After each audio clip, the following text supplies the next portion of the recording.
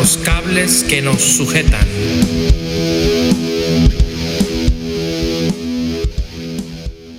Saludos a todos y a todas que se conectan en el pequeño auditorio. Como ustedes saben, bueno, este espacio que le he llamado de esa forma porque obviamente que no busca las multitudes, tampoco busca la pegada instagramera o del feed, ¿no?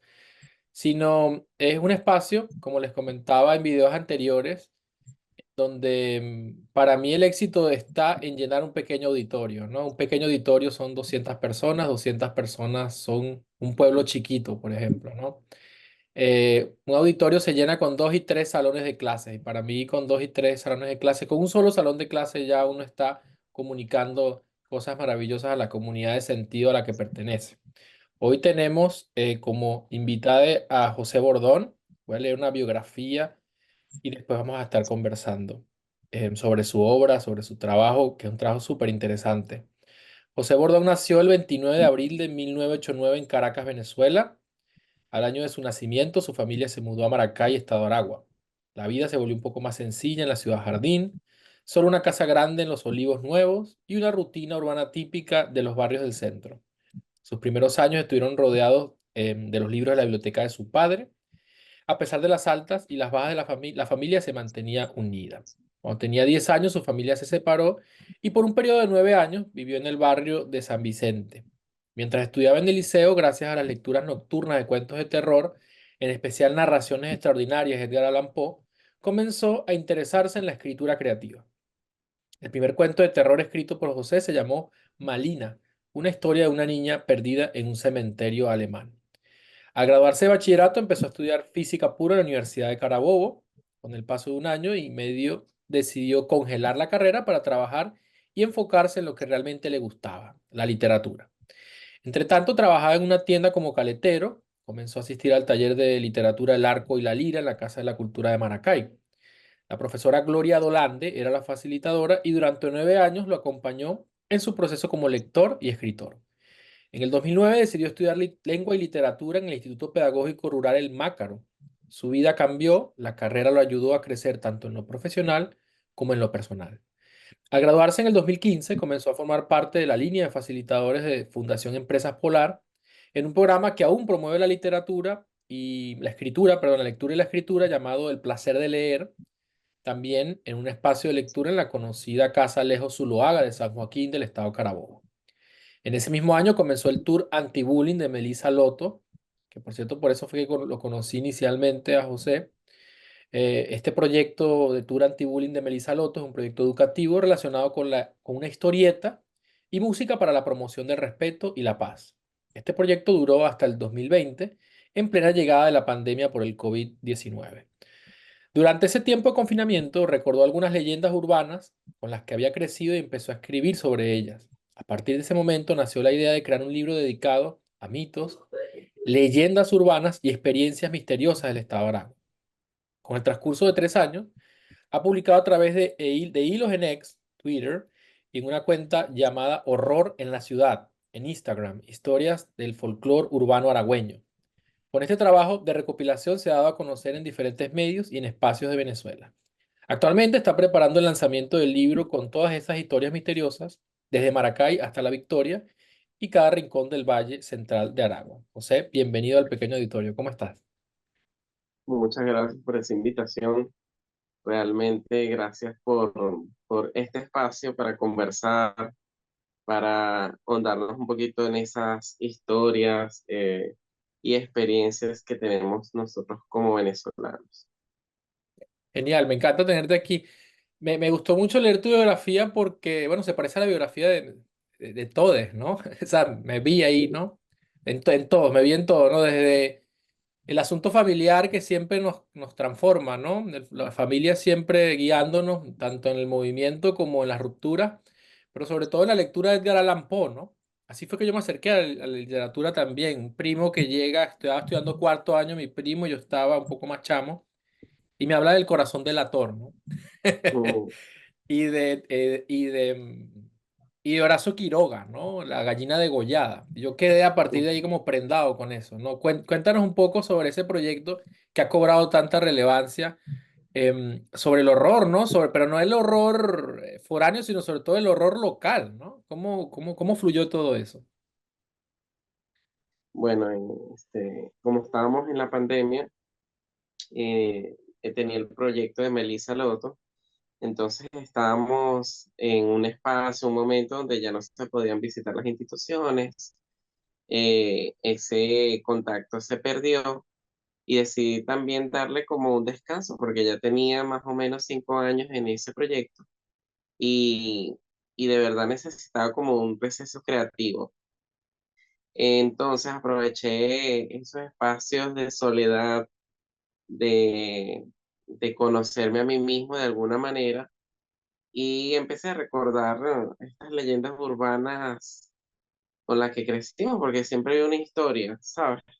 Porque es diferente el folclore venezolano a las leyendas urbanas o esas historias extrañas que cada comunidad tiene. Me di cuenta que no solamente era la Sayona, el Silbón, el Carretón, la Bola de Fuego, las historias más importantes de Venezuela, sino que cada espacio tenía sus propias historias y que iban conectadas con lo contemporáneo. Entonces, la primera que yo recordé y de la cual fui un investigador desde niño fue la Casa del Payaso. Esta es una leyenda urbana de Maracay, de Olivos Nuevos. Esta historia me marcó porque, bueno, yo estaba en la Gregoria Díaz y esta historia era como atravesar una canal y al atravesar la canal llegabas a una organización que se llama la Andrés Bello. Y en esa urbanización estaba esta casa abandonada donde un señor que se dedicaba a ser payaso se había suicidado y aparecía y todo este tipo de cosas. Y muchos niños, adolescentes de la comunidad, iban hasta esta casa a verificar si realmente existía el payaso. Y bueno, muchos se llevaron algunas sorpresas en ese descubrimiento. Y bueno, dije, wow, yo no empecé a buscar en internet a ver si alguien había hablado de esta leyenda. Y me di cuenta que no, la gente no había hablado nunca de este tipo de leyendas, siempre quedaron así como en la comunidad y ya. Y dije, no, vamos a crear un texto, vamos a hacer un ejercicio creativo y vamos a crear un texto relacionado a la casa del payaso. Y bueno, empecé a preguntarle a antiguos vecinos de los Olivos Nuevos y personas que crecieron en la misma escuela que yo. Entonces, ahí pude armar la historia y publicarla en Twitter o en X, como sea. El caso es que la gente, bueno, al principio mis amigos eran los únicos que me leían, como siempre, y todos fieles y chéveres, las amistades. Pero después que empecé esta rutina de recopilar, porque me gustó, se sintió como una magia poderosa, aparte de que me conectaba mucho con las raíces, de conocer más de mis comunidades, de lugares que son totalmente familiares para mí y de lo cual puedo ir hasta allá y investigar, entrevistar, tomar fotos, lo que sea. Y así nació. Después empecé a publicar otros temas que nunca se habían comentado así en redes sociales, en ese formato y, y fue que creció mi comunidad de lectores. En Twitter de verdad hay una comunidad bastante fiel de, de todas estas historias.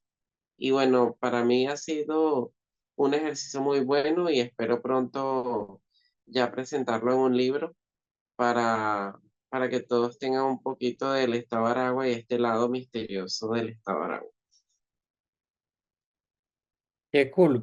Yo recuerdo cuando me lo conseguía en las noches, ¿no? Tus hilos de historia y yo trataba de no leerlo de noche para dormir bien, ¿no? Yo decía, no, tengo que leerlo mañana, si lo leo ahorita no voy a poder dormir. Pero sobre todo lo que más me gusta es que yo soy del llano, ¿no? De Barinas. Y Ujú, nosotros crecimos o sea, en el llano se crece con la idea de que los muertos están con nosotros. Es decir, no hay como esta división, ¿no? Entre como el más allá, es como una cosa lo más normal del mundo, ¿no? Entonces la gente dice Tipo, mamá, ¿escuchaste al Silbón anoche? Sí. O cosas como, mamá, ¿estás escuchando, no? Entonces, todo el mundo está escuchando al Silbón en la casa, ¿no? Ese tipo de cosas, ¿no? Entonces a mí me resonó muchísimo tu trabajo y me sigue resonando en el sentido sobre todo de lo universal que es, ¿no? Como tú dices, y además que te permite, y me gustaría que hablaras un poco de eso, cómo, sobre todo porque lo que me parece más interesante es cómo hay una transición entre Melissa Loto, ese proyecto tan luminoso, un proyecto de la empatía, un proyecto, bueno, que busca de alguna manera el reconocimiento de la comunidad de un problema bien serio que se tiene, ¿no? Que es diferentes formas de abuso y que de repente ese cambio de ese color, porque además que Melissa Loto es un personaje del color, ¿no? De la vida, y de repente se transforma en esta otra cosa, ¿no? ¿Cómo fue ese cambio discursivo? Porque supongo que tuviste que, bueno, que este ejercicio que estás hablando, que me parece lo más interesante, que al final estás tomando una, como leyendas urbanas, pero sobre todo estás llevando la oralidad a lo digital, ¿no? ¿Cómo fue todo ese proceso? Bueno,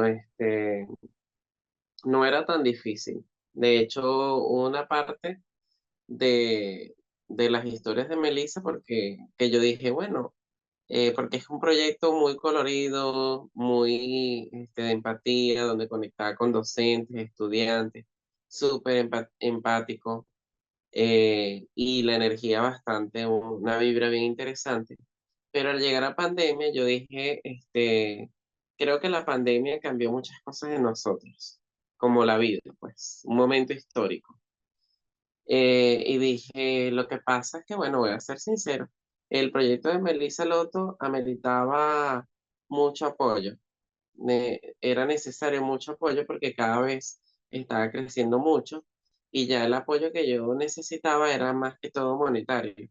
Ese apoyo para poder sacar música, mira, yo saqué solo 2 canciones y para mí la primera canción fue de verdad que uno de los trabajos más estresantes y grandes de mi vida. Y por eso yo digo, wow, yo valoro cuando un músico está como que proyectando sus canciones y tal, porque es difícil, es realmente difícil, súper difícil. Para mí fue una aventura, pero cuando escuché el resultado final, si gustan escuchar esa historia, se llama Melissa Loto Super Compañía, está en YouTube. Este, yo dije, wow, esto era lo que yo quería y en sí funcionó. Recorrimos las escuelas con esta canción como el himno del respeto y fue mágico.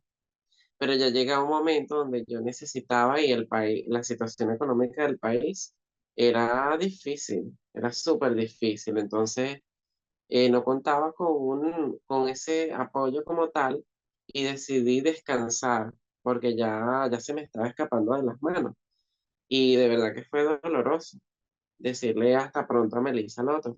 Fue doloroso porque era un trabajo en el cual había conocido mucha gente valiosa. A la organización Venezuela Igualitaria para mí es una de las organizaciones más importantes del país en cuanto a temas LGBTI, también a la organización de SECODAP, que me apoyaron bastante. O sea, dos organizaciones que para mí son increíbles. Y de verdad el trabajo se hacía con honestidad, con la luz, con el estilo de Melissa Loto, tal cual, muy colorido. La idea era enseñar a ser básicamente unidos en la escuela. En un salón de clase, cada quien fuese como quisiera y cada quien se respetara. Pero si observaban situaciones de acoso escolar, había como ese secreto de estar unidos, de permanecer unidos, de unir fuerzas. Esa, esa enseñanza, ese objetivo de ser empático o empática. Y bueno, dije, yo siento que yo desde niño siempre me gustó lo misterioso, esta estética, esta subcultura gótica, la música, la adolescencia fue mucho de literatura gótica y de música gótica también. Entonces, en pandemia dije, es momento de reencontrarme con esta parte de mí, pero lo voy a hacer a través de las historias eh, que están a mi alrededor. porque de hecho ahí creé una frase que dice, las mejores historias de terror pueden estar cerca de ti, y es así. Entonces, ahí fue donde dije, me voy a enfocar en este proyecto, voy a empezar a escribir, me gusta lo que estoy haciendo. Y fue la manera de, digamos, de sobrevivir de la pandemia, de estar solo, porque a mí me tocó solo. Mi mamá estaba en Colombia, mi hermana vivía bastante lejos, mis mejores amigas estaban súper lejos, se habían mudado, bueno, todo un tema. Y decidí enfocarme en estas historias, que no solamente el objetivo es crear terror, ¿no? Sino lanzar una fusión entre el terror y la nostalgia. Entonces, una fusión entre estos nuevos horrores de lo contemporáneo, porque la nostalgia a veces puede llegar a ser una pesadilla por el tema de que Quedamos en la nostalgia como pesadilla, si me escucha. sí, Ujú. sí, claro, Dale, cosas. tranqui, tranqui que yo edito de eh, luego. Ujú. bueno, en este caso es una fusión de esos dos elementos, el terror, la nostalgia.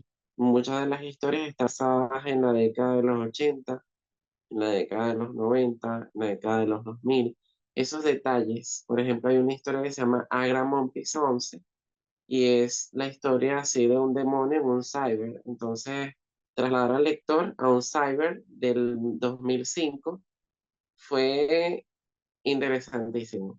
Aparte de que me puse a investigar, a recordar detalles que trasladan a estos lectores, no solamente a experimentar un poco de terror a través de la lectura, sino a vivir épocas de las cuales no se habla tanto, pues no es algo que se hable todos los días. Y, y me enamoré de ese proyecto y decidí seguir dándole vida, pues hasta terminar y publicar el libro. Las comunidades de verdad me ayudan muchísimo. Al principio me costaba un poquito porque la gente te ve raro, así como que, ajá, más o menos, porque le dice, ay, mire señor, ¿será que en esta casa que han comentado que salen fantasmas, que aparece tal cosa? Y la gente se queda como que al principio, ahora no, ay, tú eres un bordón, sí, bueno, yo te tengo que contar que una vez, y empiezan a echarte los cuentos. Y uno los entrevista, y uno toma lo que uno le parece, y así. Esa es la dinámica, la transición de Melissa Loto al proyecto, digamos, de leyendas urbanas y experiencias misteriosas. eh, Hizo una transición y creo que de alguna manera los dos tienen su lado, mm, su lado importante. Por ejemplo, estas historias nadie las contaba. Hay historias reales, gente que me ha contactado y me ha contado su historia, face to face así, y, y allí yo disfruto muchísimo. Por ejemplo, hay una historia, tengo tres que han sido virales en X. Por ejemplo, La curva de la muerte. Esa historia yo hablé con los protagonistas, con Sergio y Daisy, y es una de las historias más completas y más raras que he publicado, porque todo ocurre en una curva. Si quieres, puedes Y echar el cuento para de repente la gente que no conoce todavía tu trabajo, bueno, escuche su historia spooky. De hecho, me da mucha risa porque aquí donde yo estoy, el otoño está a la vuelta de la esquina. Entonces viene el spooky time del Halloween, ¿no? Entonces, me gustaría excelente, mostrárselo a los amigos, ¿no? excelente, me parece interesante, le da el ambiente. Bueno, y aquí está lloviendo, entonces cuando llueve se pone tenue. Hay una situación también de misterio y nostalgia, ¿ves? Están los dos elementos por ahí. Bueno, la curva de la muerte ocurre en un lugar que es tan ignorado en la comunidad de Maracay. Es la unión entre Mariara y Maracay. No sé si conoces esas zonas. Eh, es la carretera vieja, pero esa parte le pertenece a Maracay. Hay una curva bastante intensa, es una curva muy incómoda. En realidad los accidentes, más que todo han ocurrido allí de arrollamiento, porque no hay una acera, no hay ni una pasarela menos, porque es como difícil, debido a que la curva es como muy cruzada y la gente como que le toca caminar por la carretera. Entonces, la mayoría de los casos siempre han ocurrido arrollamientos, pero arrollamientos de una manera increíble, o sea, que casi que al año hay algún arrollamiento, 3 o 4, es lo más normal, vamos a suponer. Y la historia de Daisy Sergio es que Daisy desde niña vivía en una casa que está como debajo de la curva. Son este tipo de curvas que bajo la curva hay casas. Es un poco así como peligrosísimo porque ha ocurrido que hay carros que se han volteado y caen encima de las casas, por ejemplo. Resulta que en esta casa ella, ella y unas amigas en el liceo en los años 90 tenían como hobby jugar a la Ouija e hicieron Ouijas caseras. La ouija casera, bueno, con una hoja, los elementos de la ouija y un vaso. Entonces empezaron a jugar con eso, a invocar y todas estas cosas, energía. Y en una de esas situaciones le preguntan a eso que ya llegó a la casa, porque empiezan a ocurrir ruidos en ese cuarto, un ruido muy característico, que era algo así como... mm". Y en esa situación ellas le preguntan si es un espíritu bueno o malo, y él le responde obviamente que no sabe. Y entonces como que se asustan y dejan eso así abierto. No cierran nunca ese juego, no cierran nunca, digamos, el tablero ni nada. Y a partir de ahí, en ese cuarto se empieza a escuchar un rezongueo. Con los años la gente se acostumbra tanto, ellos como familia se acostumbran tanto que le llaman el cuarto del rezongón. Pero lo más loco de esto es que cada vez que ocurría una muerte en la curva, en la casa, a las 12 se abría la puerta del patio. Ajá, ahora sí te escucho. No te veo, pero te escucho. Quedamos en...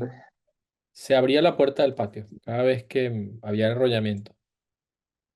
Había una situación que le pasó a Daisy que fue bien característica, que ella iba a ir a trabajar, ya ella había crecido, y ella está en la parada y escucha un golpe horrible, o sea, horrible en la parada. Ella corriendo en dirección a su casa porque sintió ese miedo de que algún autobús o algún vehículo haya caído en la casa de ella, en el techo. Y cuando ella llega, en la curva había un container que se había volteado. Y en lo que ella está acercando a mirar el container, entre el container se veía una cabeza humana. Y se trataba de un muchacho que iba pasando por ahí y le cayó encima el container. Pero ella lo que más recuerda era la cara de este hombre agonizando, que la veía así, bueno, agonizando no, ya estaba muerto, pero la mirada era increíble, que ella se tuvo que regresar a su casa, que ese día no fue a trabajar, y en la noche, cuando ella estaba durmiendo, se escucha, por supuesto, las puertas.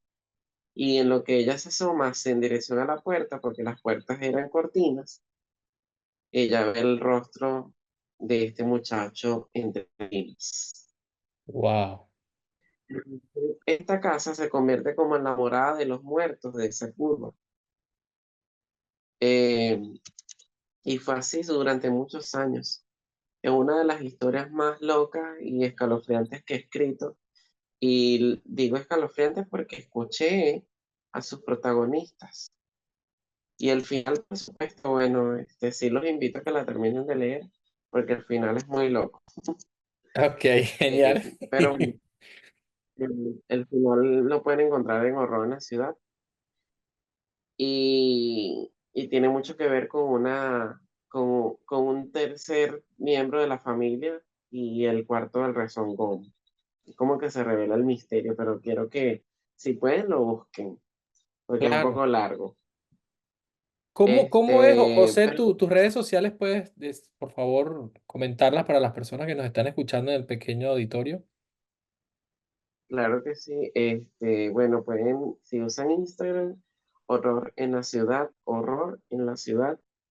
Y si usan X o Twitter, porque ya siempre como que estamos como el meme de los Simpsons, en que X, no, no, pero yo te llamaré Twitter. Entonces el caso es que pueden buscarme en X como José Bordón y allí pueden revisar los hilos que tengo por ahí. Entonces, así como esta historia de la curva de la muerte, hay muchas más. Están los niños de cenizas, eh, está la poseta parlante. Esa historia me costó bastante conseguir al protagonista hasta que lo encontré. Y bueno, me tomé un café con él en Cagua sin ningún problema y me contó la historia de su familia, que también es de esas historias que impresionan. Entonces, en todo este proceso me he dado cuenta de que hay mucho que contar, hay mucho que contar, historias que invitan también a las personas a leer. La gente por lo general siempre me pide, ay, pero graba, haz unos videos y tal, contando las historias, ve a TikTok, que yo no sé qué. Ajá, yo lo intenté, pero no me funcionó. En el caso de TikTok. En Instagram sí, bueno, me han funcionado los dos formatos, el de narrarles y el de presentarles el texto. Igual los dos les va muy bien, la gente se toma el tiempo para leer y eso es bueno. Por lo menos estamos promoviendo algo de lectura en ese espacio. Me encanta cómo siempre tus proyectos han sido literatura expandida, de algún modo, ¿no? Porque a mí me parece a veces que, wow, la literatura se queda siempre estanca, bueno, porque siempre está circulando como en los mismos espacios, ¿no? Sin embargo, siempre tus proyectos han buscado una manera en cómo emerge el texto, ¿no? Emerge y va a lo real y además que creas comunidad. Eso me parece muy lindo, ¿no? Cómo creas comunidades de sentido, como por ejemplo Melissa Loto creó con sus propias comunidades de sentido, ¿no? Y salió del texto a hacerse música, a hacerse una figura también, un dibujo, ¿no? Es decir, tiene identidad, es algo que podemos palpar, lo que la podemos ver, que podemos saber cómo piensa, ¿no? Cuáles son sus valores, sus objetivos, etcétera, ¿no? Y en el caso de Horror en la Ciudad, lo que más me parece poderoso es, si te quería preguntar un poco, ¿no? Porque tengo una amiga que ella estudia algo que llaman acá, algo así como ethnic studies o algo así, ¿no? Como estudios étnicos, pero también están los folk studies, que son como los estudios del folclore, ¿no? Entonces un poco hay incluso gente que se dedica solamente a recolectar spooky tales, ¿no? Como historias de horror y historias de terror, ¿no? Pero me parece muy interesante cómo ese proceso muy etnográfico, pero un proceso muy sociológico también, pero también del periodista, pero también del detective, ¿no? Porque das con la fuente de la leyenda, ¿no? Entonces, ¿cómo es eso? ¿Cómo es eso que llegaste, por ejemplo, a casos muy puntuales? Porque eso es una cosa es que el asunto se escuche, pero otra cosa es cómo llegar a la fuente, ¿no? ¿Cómo funcionaron esos procesos? Supongo que cada uno distinto, ¿no? Claro, lo que pasa es que, mira, el secreto aquí en este caso, se parece mucho en historias que sean más contemporáneas. Eso te permite que existan todavía los protagonistas por ahí. Eso es clave. Por ejemplo, es difícil encontrar en sí el origen del Silbón o la Sayona, porque son muy coloniales. O sea, tienen orígenes coloniales totalmente. Y además, en todo esto me he dado cuenta que nuestras leyendas son súper conservadoras. Nuestras figuras de terror son súper conservadoras. Ellos no son como como las otras historias que he descubierto por ahí, que, que ellos atacan a buenos o malos, X. pero en cambio los más conocidos siempre es más conservador para fusionar esto con el miedo y poder tener un poco de control. Por ejemplo, la Sayona, bueno, si eres un hombre infiel y tal, te sale la Sayona y ya es tu merecido por ser infiel.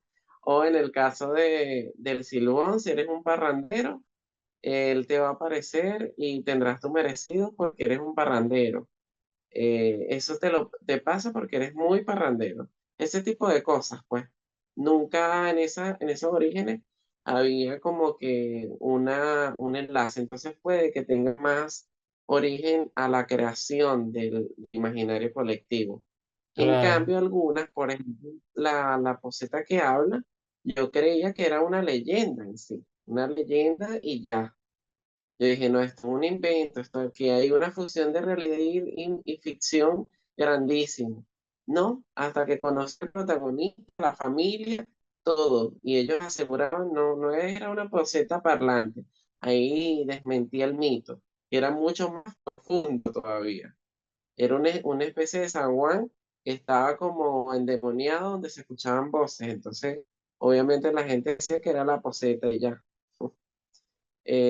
Pero era muy loco el origen de esta historia relacionado a una capilla que en un tiempo fue de misas negras, o sea, todo un tema que nunca se habló así de manera superficial, se habló lo más básico, pero nunca se habló de manera profunda y oye, dar contacto para mí fue súper valioso y poder preguntarle todo lo que podía, porque esa historia marcó a San Mateo de Bestabaragua. Toda persona que está en San Mateo conoce la historia de la poseta parlante, ha wow, escuchado sobre él, sí, y fue hasta RCTV, él se iba cada rato a esa casa, fue todo un suceso. Y claro, con el tiempo la gente pensó que era una leyenda que inventaron y se acabó y listo, por eso no le tomaban tanta, hasta que bueno, pude conocer a este señor. De hecho, esta historia la estoy por publicarla en Horror en la Ciudad, ya la publiqué en Eds, pero pronto la publico en Horror en la Ciudad para que esa otra parte de la comunidad la pueda leer. Eso es el tema. Y sí, me imagino que ya estudian, porque bueno, hay una película que me encanta que se llama Candyman. ujú. No sé, no sé. Esta película, la Sí, protagonista es un una clásico de los investigadora 90. espectacular. Yo amo esa película. Es tan Yo también, sí. urbana, tiene una estética muy interesante, la música, el soundtrack es espectacular. Y de hecho la protagonista ella investiga este tipo de leyendas, de historias. Y bueno, y termina siendo una leyenda. Entonces, es bien interesante crear, investigar y dar a conocer, eh, a veces hasta el lado histórico de cada lugar. Eso también es muy nutritivo. Hay personas que no saben por qué la Torre Sindoni y en qué año, o sea, hasta que tú le das esta información a través de un poco de su folclore urbano. Sí, alguna vez me gustaría contarte las historias que viví en Barinas, ¿no? O sea, cosas así increíbles que siempre es complicado, ¿no? Uno que, por ejemplo, que yo viví casi toda mi vida en Caracas, que la gente no me cree las historias. Pero son cosas que uno, si uno no los vive, no lo... Es decir, aunque yo me considero un hombre de ciencia, ¿no? Hay cosas que viví, ¿no? Y nadie me puede decir que no lo viví, ¿no? Nadie me puede convencer de lo contrario, así como tú conociste a los testigos de estas historias tan complejas y interesantísimas, además, porque yo siento que revelan cosas de la condición humana, ¿no? Esa oscuridad que está ahí en Ujú. nosotros, pues. Los Eh, miedos como tal de cada persona, de cada comunidad. Ujú. Es como que creo que cuando es netamente leyenda urbana, es un reflejo de esos miedos que están allí. Y bueno, que crecen con la oralidad. Algunos se pierden, algunos se mueren, otros otros siguen intactos. Eso es la Claro, magia. Por ejemplo, voy a decir sincero, yo también he estado observando otros estados, ¿no? Pero si les digo la verdad, las historias más locas que creo que tienen mucho potencial y que son más contemporáneas, más elaboradas, están en las ciudades. Por ejemplo, en el caso de Mérida, la ciudad de Mérida, y en el caso de Caracas. Caracas ok, tiene miles de lugares con historias loquísimas, horribles y aterradoras. Lo ok, que pasa es que la urbanidad no les permite tomar en cuenta ese lado de Caracas, pero Caracas es muy oscura. En cambio, por ejemplo, Barinas tiene una riqueza que está entre el realismo mágico y entre muchos elementos interesantes porque no todo es malo. Hasta pueden existir espectros como tal que son buenos, deidades que son buenas y que ayudan a darle al imaginario un poco más de calma y de misterio, misticismo. En cambio, en estas ciudades como que hay muchas historias que tienen ese corte un poco más oscuro, más urbano, más violento. claro, Y, y, por ejemplo, el metro de Caracas tiene miles de historias, miles. Miles que si nos sentamos a hablar de cada historia, wow. Eh, También el Ávila tiene muchas historias de corte urbana, empezando por el doctor Canoche, claro. este momificador, así como tal, famosito. Mérida también las tiene, sobre todo temas de dimensiones, muchas historias de corte dimensional, de gente que se perdió y aparece, se perdió 100 años y aparece igualita cuando vuelve, pero no recuerda nada. Ese tipo de historias así. Eh, Pero bueno, cada ciudad tiene su cuento, eso es lo que sí puedo decirte. Cada lugar tiene su cuento, cada comunidad tiene su cuento. A veces nos llevamos sorpresa al descubrir que cada una de estas historias o de estos lugares tienen algo que contarnos y que pueden llegar a ser muy aterradores como tal. Por supuesto. Bueno, José, me parece que tu proyecto es un proyecto como infinito un poco, ¿no? O sea, porque ¿cuándo se acaban estas historias, ¿no? Me gustaría preguntarte, obviamente nos has comentado que quieres llevar esto a un libro, pero bueno, ¿cuáles son los planes, los proyectos a futuro de horror en la ciudad? ¿Cuáles son los proyectos que está trabajando José Bordón en este momento? No solamente de horror en la ciudad, porque seguramente también debe estar pensando en hacer otras cosas, ¿no? Pero que esa mente creativa de José Bordón, que bueno, que lo conocimos con Melissa Loto y que vimos esta transformación tan interesante en horror en la ciudad, mostrándonos esa profundidad creativa, porque al final también fuera de lo oscuro, me parece también que esto da cuenta de un pueblo, de una comunidad muy creativa, ¿no? Que construye colectivamente historias fascinantes que yo diría que, ya que hablaste de Candyman, ¿no? Que yo diría que no tiene nada que envidiarle. Ah, Dios, se cayó. ¿Escuchas? Ah, ahora sí, Estaba eso. un Perfecto. Sí, estaba como pequeño detalle. tratando de desarrollar la última pregunta. Bueno, un poco lo que te comentaba era que me parece que también esto nos permite ver como esa capacidad creativa de la gente, ¿no? Es decir, porque uno siempre cree que la historia, lo creativo siempre va a estar es o en el texto o en la obra de arte o en lo que sea, pero la oralidad es una fuente inagotable de historias, ¿no? Entonces, ya que estás siempre como frente a ese libro viviente que es la oralidad, que es la comunidad, que son estas ciudades, como dice, cada ciudad tiene su propia cantidad infinita. Y además que lo que me parece más cool de la oralidad es que cada cuento tiene múltiples versiones, ¿no? Entonces, ¿cuáles son esas otras versiones dentro del multiverso de José Bordón? ¿Qué viene ahora? ¿Qué estás pensando hacer creativamente? Bueno, estoy terminando este libro. Lo que pasa es que lleva su tiempo. Lleva el tiempo de ir hasta los lugares, investigar, preguntar, y me faltan algunos capítulos. Me gustaría publicarlo para finales de octubre, por supuesto. Eh, y ahorita en estos meses dedicarme a terminarlo. terminarlo y darlo a conocer como tal. Eh, y por supuesto que otras personas que están en otras partes del mundo, que son lectores aragüeños o venezolanos por lo general, aunque he tenido casos como de Uruguay, Argentina, que les ha parecido interesante la manera de la narración y también todo lo que representa ese imaginario colectivo venezolano. Eh, pero lo pronto es publicar el libro y también tengo otro pequeño proyecto que estoy haciendo paralelo, que es la versión de audios de Minutos de Ultratumba, que son las adaptaciones, pero yo le estoy dando como otra tónica, así estilo radionovela.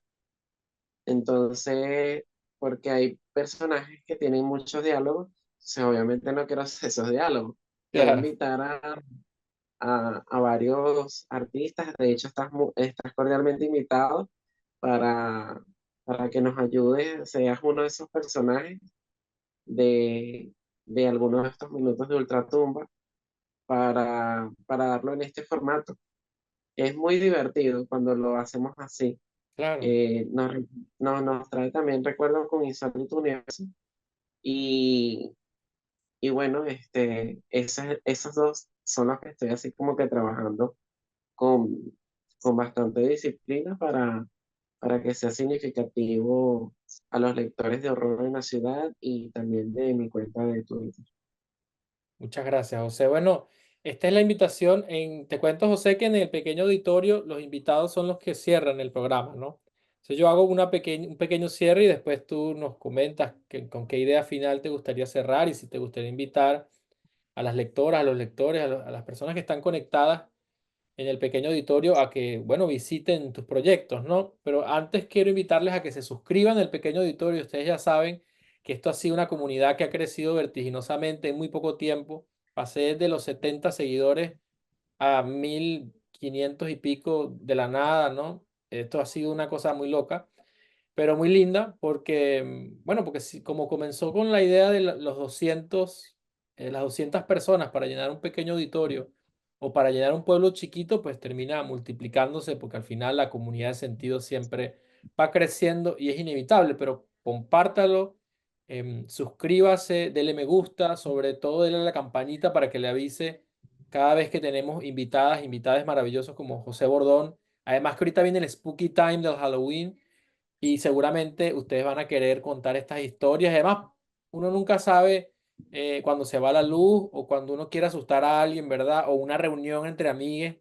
Estos cuentos siempre avivan los encuentros, ¿no, José? Cuéntanos, ¿qué nos tienes para finalizar este espacio? Y te agradezco, por supuesto, que hayas participado en el pequeño editorio y sobre todo por la invitación para lo que podamos hacer. A mí me encantaría participar en ese tipo de proyectos. Muchas gracias, José.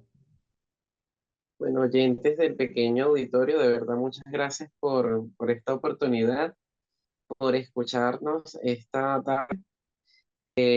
Realmente para mí es un honor estar acá comentando un poco todo este proceso creativo y por supuesto un poquito del estado de Aragua, ese lado misterioso, oscuro, que no todo el mundo conoce, pero es bastante interesante y que sé que todas las ciudades de Venezuela tienen algo que contar.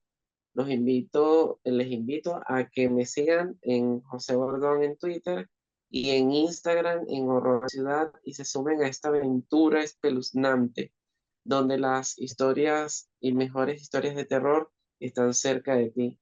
Así que siempre mantén el cuidado de estar atento o atente en este caso, porque siempre te puedes llevar una sorpresa.